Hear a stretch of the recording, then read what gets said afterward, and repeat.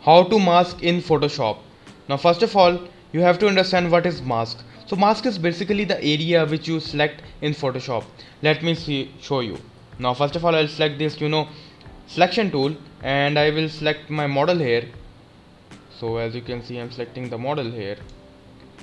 So yeah, I think it's the perfect. So what I'll do is I'll simply go down and select this option. This will, as you can see, that this has created the mask. I will back again. As you can see that this has created mask.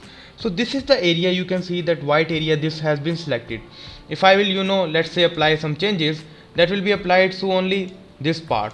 So this is used to do selective kind of things. So what I'll do is, now you can do other thing, like you will go to this brush tool, and if I, let's say, want to have more area, then if I will scroll it down, let's say I'll simply select this, and as you can see that the part which I want in my photo, that is being added in it.